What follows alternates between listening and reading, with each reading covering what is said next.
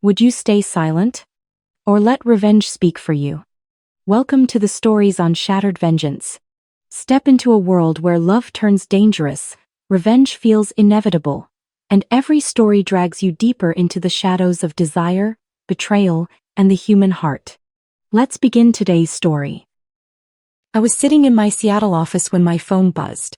Unknown South Carolina number. I almost declined it. Miss Chen? This is Rebecca Torres from Coastal Property Management in Myrtle Beach. We need to verify ownership of 2847 Ocean Boulevard before processing rental agreements. Your brother Jake listed himself as property owner, but county records show your name on the deed. Can you clarify? My stomach dropped. The beach condo. My grandmother's final gift to me, left specifically to me in her will 3 years ago. The place I'd renovated with my own money, the mortgage I paid alone every month. Jake knew this. Everyone knew this. I'm the sole owner, I said slowly. What rental agreements? Rebecca's voice shifted from administrative to concerned. Your brother has been listing the property through our platform since March. He's collected deposits from 14 families. Total bookings through Labor Day. He represented himself as owner and primary contact. March. 4 months of fraud. I felt something cold settle in my chest. Not anger yet, just a crystalline clarity I'd learned in 8 years as a forensic accountant. This wasn't a misunderstanding. This was systematic. I never authorized any rentals, I said. Send me everything you have. The email arrived within 10 minutes. Rental agreements with Jake's forged signature claiming ownership. Deposit receipts totaling $8,240. A property management contract he'd signed on behalf of Chen Family Trust, an entity that didn't exist. Marketing photos he'd taken during last Thanksgiving when I'd foolishly given him the spare key. I opened my laptop and pulled up my own files. The deed from probate court recorded in Charleston County. Mortgage statements in my name alone. Property tax receipts I'd paid quarterly for 3 years. Home insurance policy listing me as sole owner and insured party. Then I did what Jake never expected. I looked deeper. My bank accounts showed his Venmo requests over the years. Emergency car repair, $600. Mom's medical bills, $450. Rent shortage, $800. I'd sent the money every time. Because that's what sisters do. That's what family does. Except the emergencies were lies. I found his Instagram from those same dates. New jet ski the week of the car repair. Vegas trip during Mom's medical crisis. Designer sneakers when he claimed he couldn't make rent. The ghost ledger writes itself in moments like these. You don't need a spreadsheet to calculate the cost of trust. Every dollar I sent, every lie I believed, every time I chose faith over evidence. Each one a small death of discernment. The price wasn't money. It was the years I spent thinking I had a brother who occasionally struggled, when really I had a con artist who occasionally remembered my name. I called my attorney. Sarah Martinez had handled my grandmother's estate. She knew the property's history, knew it had been left solely to me because Grandma had watched Jake waste every dollar she'd ever given him. Wire fraud, Sarah said immediately after I explained. The moment he collected money across state lines for a property he doesn't own, he crossed into federal territory. How much has he collected? Over $8,000 in deposits. God knows how much more he planned to collect through summer. I'm sending you to a colleague who specializes in real estate fraud. Meanwhile, don't contact Jake. Don't warn him. Let him think everything's fine. That was the hard part. Playing normal while building a case. Jake called that evening, his voice cheerful. Hey sis. How's Seattle? Busy, I said. You? Actually amazing. Got a little side business going. Investment thing. Finally getting my finances together. Investment thing. I pressed my phone against my ear and said nothing. Anyway, Jake continued, I was thinking about visiting you in July. Could I crash at your place for a week? July's not good, I said quietly. I'll be busy. I would be. I'd be in South Carolina standing in a courtroom watching my brother explain to a federal magistrate why he thought stealing was an investment strategy. The property management company moved fast. Rebecca Torres wasn't just concerned, she was furious. 14 families had planned their summer vacations around a property they'd never actually secured. Children's beach trips. Anniversary celebrations. Family reunions.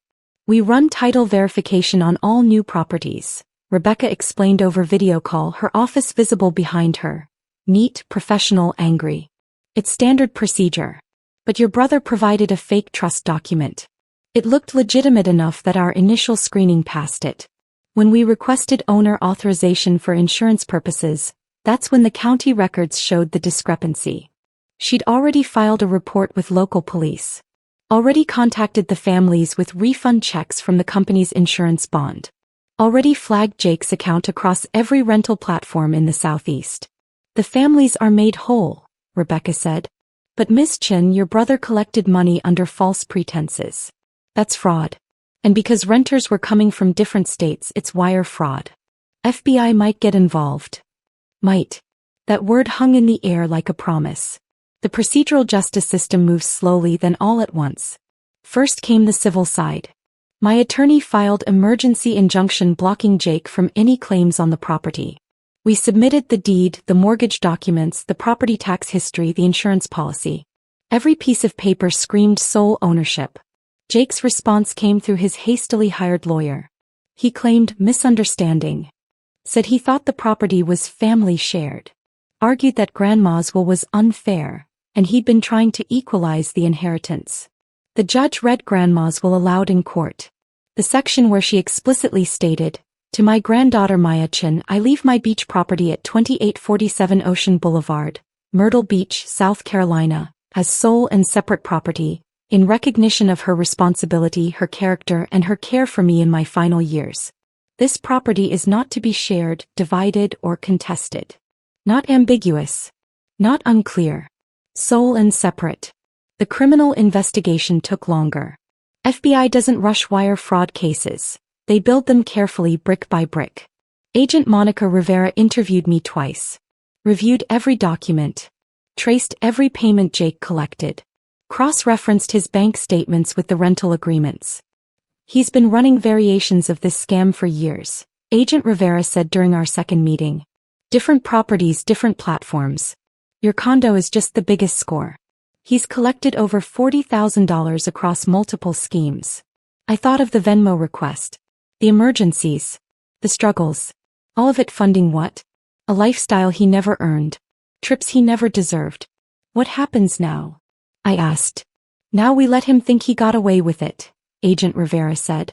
Until we don't. Jake was arrested in July. Not at my condo, he'd never actually set foot there as owner.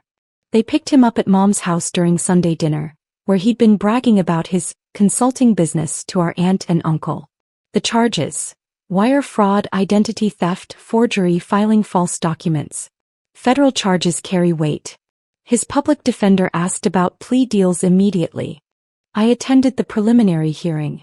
Sat in the back row. Jake saw me, his face draining of color. He mouthed something. Maybe sorry. Maybe, help me. I couldn't tell. Didn't care to. The prosecutor laid it out cleanly. 14 families defrauded. $8,240 stolen. Forged ownership documents. False trust entity. Pattern of similar behavior across 3 states. The magistrate set bail at $50,000. Jake couldn't make it. He spent 3 weeks in county jail before Mom mortgaged her house to free him. That hurt worse than the fraud. Watching her sacrifice for his crimes. But she made her choice. I'd made mine. The civil case concluded first. Permanent injunction granted. Jake was barred from making any claims on the property, ever. Ordered to pay restitution of $8,240 plus my legal fees. Another $12,000. He'd pay it in installments for years, assuming he ever could. The criminal case took 8 months. Jake pleaded guilty to reduced charges in exchange for testimony about his other schemes. Federal sentencing guidelines recommended 18 to 24 months. The judge gave him 20 months in federal prison, 3 years supervised release, and ordered full restitution to all victims. At sentencing, the judge said something I'll never forget. Mr. Chen, you didn't just steal money. You stole trust, you stole family memories, you stole your sister's peace of mind. And you did it without hesitation, without remorse, until you were caught. That tells me everything about your character. Jake cried. Asked to address me. The judge allowed it. Maya, I'm sorry. I messed up. I was desperate. Please forgive me.